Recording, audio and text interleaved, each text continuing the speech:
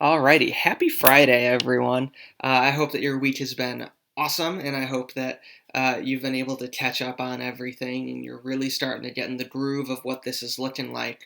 Um, I really do have a feeling that we might not go back to school. So, this is just kind of going to be the new norm as we move forward. So, thank you for sticking with us and for being patient and working on your assignments.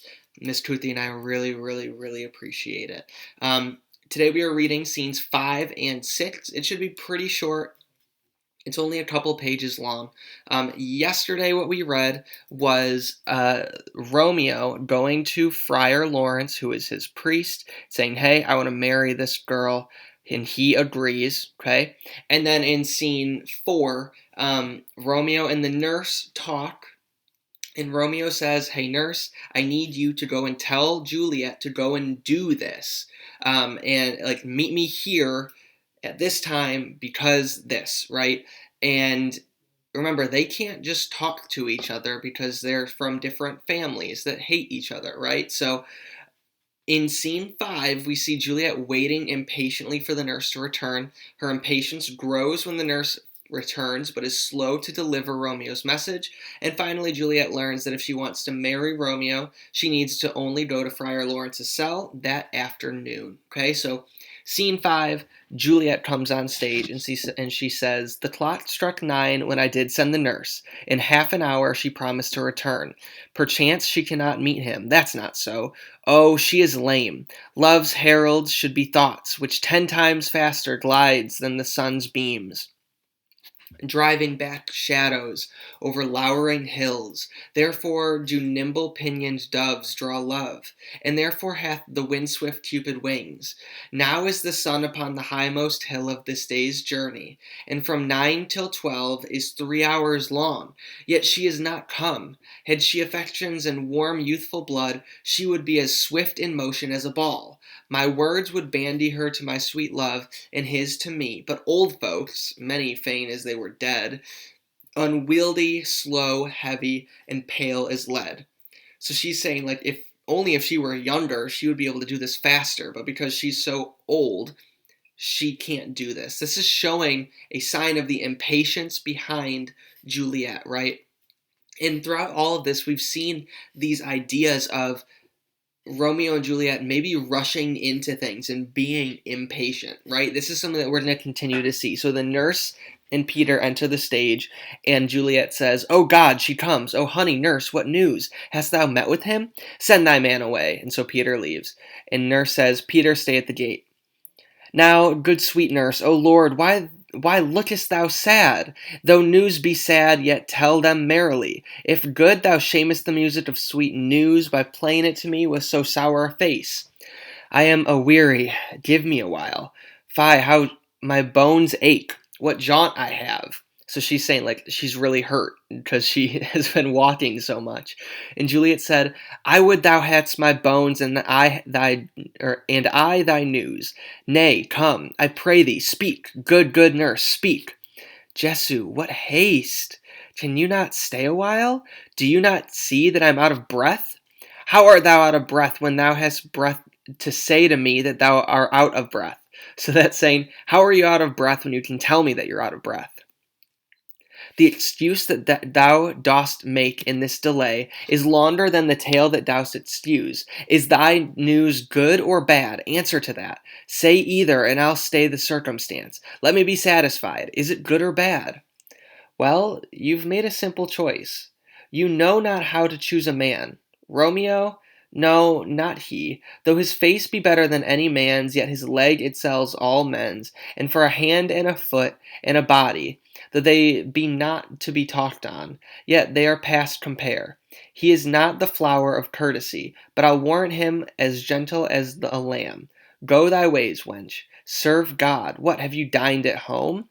"No, no, but all this did I know before. What says he of our marriage? What of that?"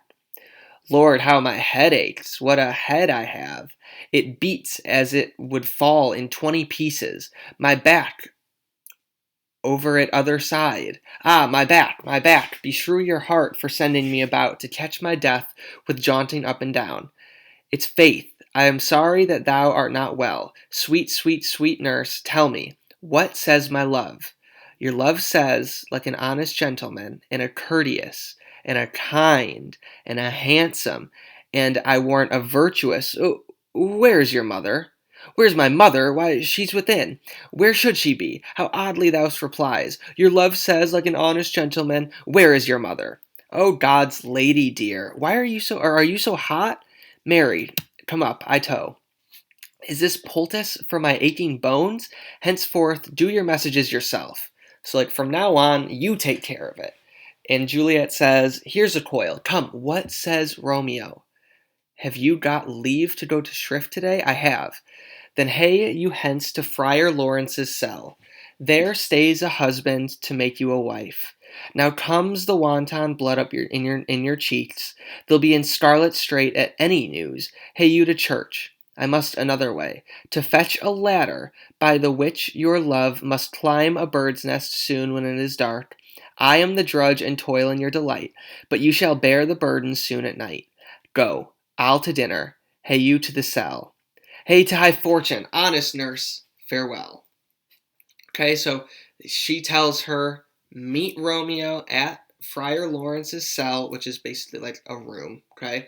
And then you'll get married. And so they all leave. And finally, in scene 6, Juliet meets Romeo at Friar Lawrence's cell. After expressing their mutual love, they exit with the friar to be married. So Friar Lawrence and Romeo come onto stage and they say, so smiles the heavens upon this holy act, that after hours with sorrow chide us not. Amen, amen. But come what sorrow can. It cannot countervail the exchange of joy that one short minute gives me in her sight. Do thou but close our hands with holy words, then love devouring death do what he dare. It is enough I may but call her mine. So he's saying, like, I am willing to die for this girl. And Friar Lawrence says, these violent delights have violent ends, and in their triumph die like fire and powder, which, as they kiss, consume. The sweetest honey is lonesome with its own deliciousness, and in the taste confounds the appetite. Therefore, love moderately. Long love doth so. Too swift arrives as tardy as too slow. So he's saying, like, this infatuation that you have really, like, cannot end well.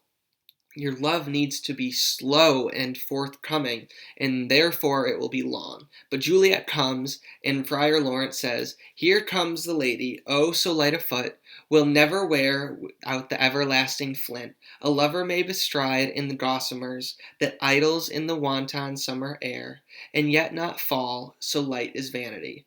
Good even to my ghostly professor. Or confessor, not professor, confessor. And Friar Lawrence says, Romeo shall thank thee, daughter, for us both. As much to him else is thanks too much. Ah, Juliet, if the measure of thy joy be heaped like mine, and that thy skill be more to blazon it, then sweeten with thy breath this neighbor air, and let rich music's tongue unfold the imagined happiness that both receive in either by this dear encounter.